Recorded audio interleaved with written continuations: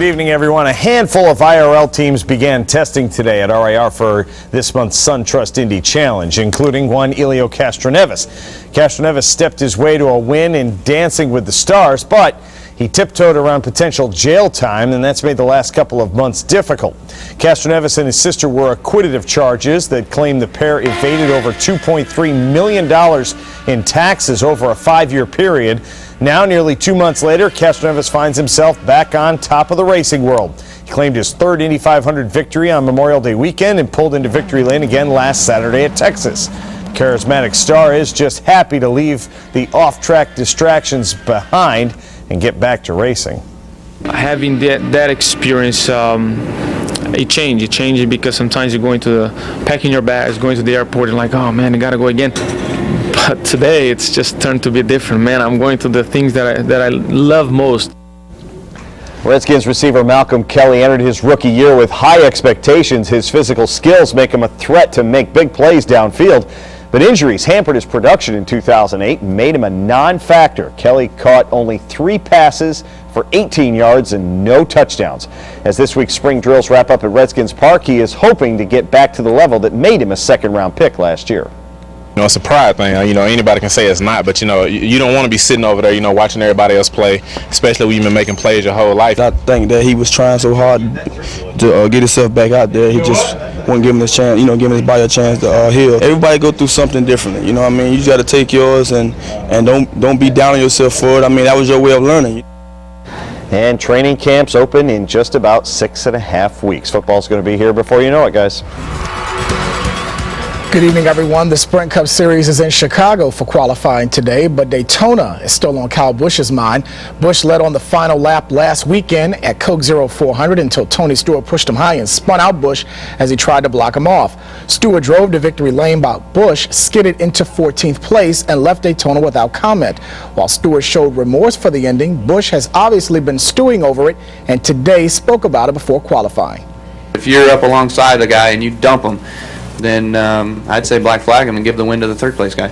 And let me just clarify, just since I'm not a driver, last week's situation, would that be considered a dump in your mind then? Or it would be considered a dump. And speaking of qualifying, the drivers were out on the Chicagoland Speedway track for Saturday's race. The number 18 car went out second and turned a lap of over 181 miles per hour. The pole sitter this week, though, is Brian Vickers, who picked up his 5th pole of the season and 3rd in the last 5 weeks.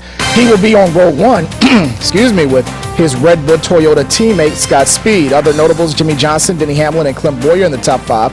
Kyle Busch will start the next 5. That includes Jeff Gordon, Bill Elliott, David Ruderman, and Marcos Ambrose. Other notables include Dale Jr. He'll start 12th. South Boston's Jeff Burton will begin 23rd, and Emporia's Elliott Sadler will be 34th. Now to the NBA, where the Pistons are looking to return to the form that won them the 2004 NBA championship, and they are turning to Benedictine alum John Kuester to do it. Kuester was officially introduced today as head coach. He took over for Michael Curry, who was fired June 30th after only 1 season. Kuester is the Pistons' 6th coach in 10 seasons. The former Benedictine standout was an assistant for Detroit back in 2004. Pistons fans hope his brand of basketball will bring a championship back to the Motor City. Our philosophy will be do things the right way. We'll accomplish that by the way we practice, by the way we play, by the way we interact with each other as players, all the time.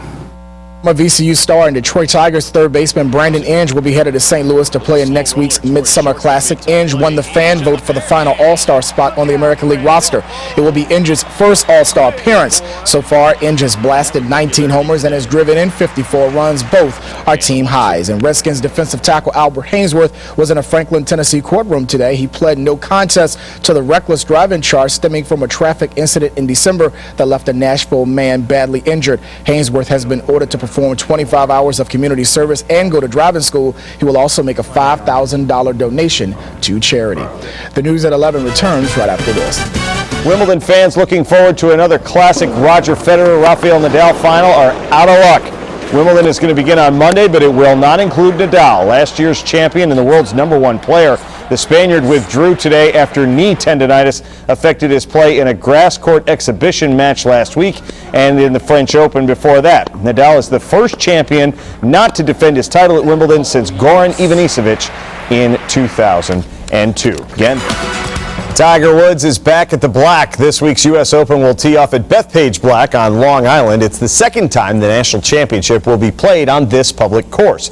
Woods, of course, grew up on public courses and has won 2 Open titles on them, including the 2002 title at Bethpage.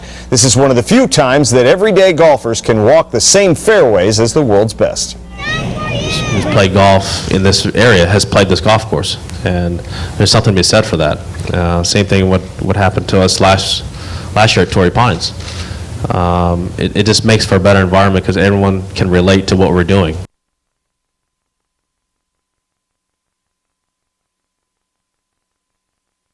Bottom of the 5th, Goochland's John Hicks drives one deep to left field. They had to review this one, but it was eventually correctly ruled a home run, and UVA had a 1-0 lead. Top of the 9th, UVA up 3-1 now with 2 outs. They were actually a strike away from winning this game when Brett Eibner blasts a 2-run shot off Kevin Arico. That ties up the game at 3. Virginia still had their chances to win. Bottom of the 9th, Danny Holtzen with the bases loaded hits into a double play. The game goes to extra innings. Bottom of the 10th. Steven Proscia hits one up the middle, and Shane Holley just stops. Could have scored on that, only made it to 3rd. They loaded the bases there, still couldn't get a run home. Top of the 12th, Andrew Durr with an RBI double gives Arkansas a 4-3 win. UVA actually loaded the bases again in the bottom of the 12th, still could not score. There's a welcome home ceremony scheduled for this hour up in Charlottesville. The sun came out for most of the day today. Tiger Woods, who got through 6 holes yesterday, would have rather stayed in bed. He ended up with a 4 over 74 that has him 10 shots off the lead. Phil Mickelson got out this afternoon for his first round, and with shots like that was threatening the lead through the round, but ended up with a 169. Rocco Mediate, the guy we were talking about from last year, rolls in a 45-footer here for birdie, and he finished at 2 under 68. Mike Weir, former Masters champ. How about that if you need it? Almost goes in on the fly. A 6 under 64, one of the best rounds the Open has ever seen. Has him 2 shots clear of the field. He is ahead of, among others, Peter Henson, who is at 2 shots back. A group of 3 golfers are 3 back, including former British Open champ David Duval, on a day when, depending on when you went out, depended on your opinion of the course.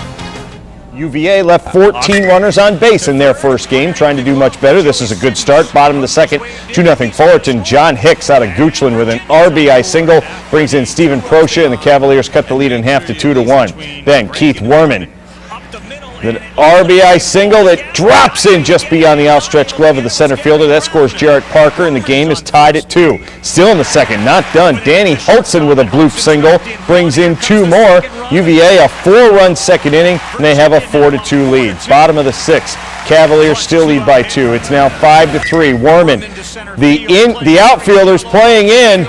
He shows them, doubles over everybody's head. That's going to score. Franco Valdez makes it 6-3. Tyler Cannon added an RBI single. UVA hangs on to win 7-5. They eliminate the number 2 seed in the country. They'll get the loser of tonight's game between Arkansas and LSU on Wednesday.